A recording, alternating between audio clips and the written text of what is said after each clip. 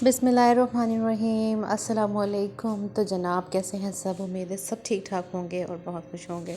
तो जनाब ना तो ये पकोड़े हैं, ना तो ये समोसे हैं, ना ही ये रोल हैं, लेकिन ये बहुत ही ज़बरदस्त किस्म की एक स्नैक की रेसिपी है जो आपके साथ शेयर करने जा रही हूँ, जो कि बहुत ही लाजवाब है।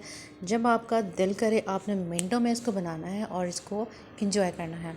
तो चलते हैं रेसिपी की तरफ। तो जनाब सबसे पहले यहाँ पर मैंने लिए हैं आलू, और मैंने यहाँ पर दो जो हैं वो नॉर्मल साइज़ के आलू लिए थे, उनको स्ट्रिप में इस तरह से बारीक बारीक कट कर लिया है।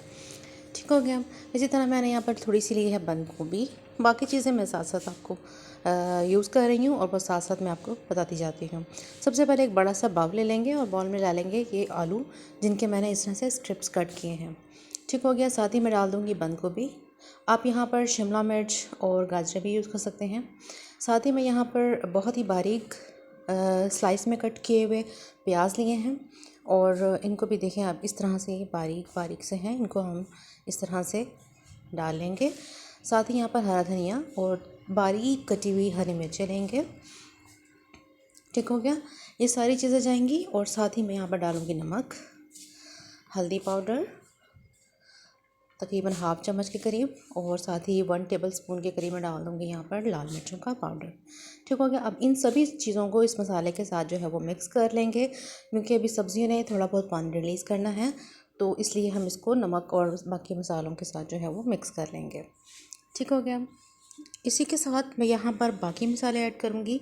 इसकी मिक्सिंग आप देख सकते हैं कुछ इस तरह की है। यहाँ पर मैं डाल रही हूँ साबुत धनिया तकरीबन 2 टेबलस्पून के करीब, ये मेजरमेंट है। और साथ ही मैं डाल दूँगी यहाँ पर 1 चम्मच जो है वो ज़ीरा भरकर। थोड़ी सी जाएगी इसमें, तकरीबन 1/4 चम्मच के करीब जो है वो अजवाइन मैंने यूज़ की है।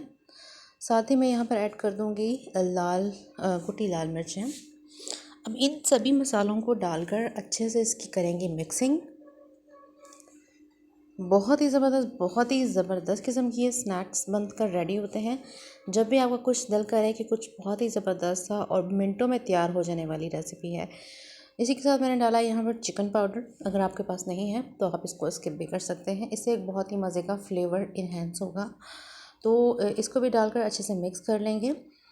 साथ ही मैं यहाँ पर डालूँगी 1 कप जो भर कर जो है वो यहाँ पर मैं डालूँगी बेसन। ठीक हो गया। बेसन डालकर फिर से इसकी अच्छे से मिक्सिंग करेंगे। मैं यहाँ पर मिक्सिंग कर रही हूँ। आपने अभी तक चैनल को सब्सक्राइब नहीं किया तो चैनल को सब्सक्राइब कर लें, वीडियो को लाइक कर लें, क्योंकि आप बाद में भूल जाते हैं। इसी के साथ फटाफट एक बहुत प्यारा सा कमेंट भी कर दें।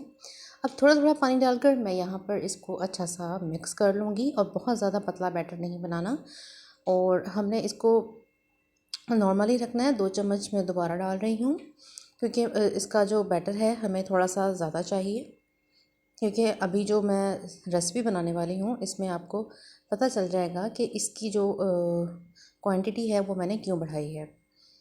ठीक हो गया। इसकी अच्छे से करेंगे मिक्सिंग। तो जनाब ये बहुत अच्छा सा मिक्स हो चुका है। अब इसे रेस्ट देने की कोई ज़रूरत नहीं है, बस हमने इसको जल्दी से बना लेना है।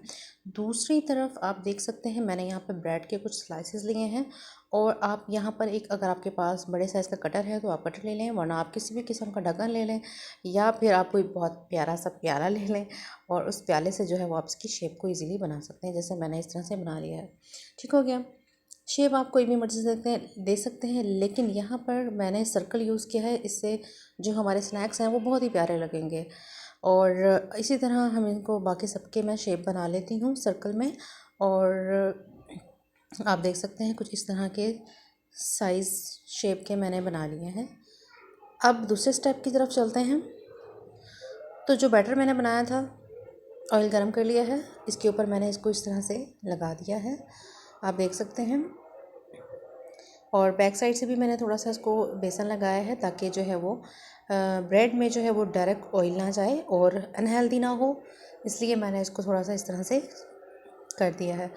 अब जनाब हमने ऑयल को किया है गरम मीडियम टू लो फ्लेम पे ही, क्योंकि अब डायरेक्ट करेंगे तो ये फ़ौरन जो है वो ब्राउन हो जाएंगे, इसलिए हमने मीडियम टू लो फ्लेम पर इसको एक साइड से पका लेना है।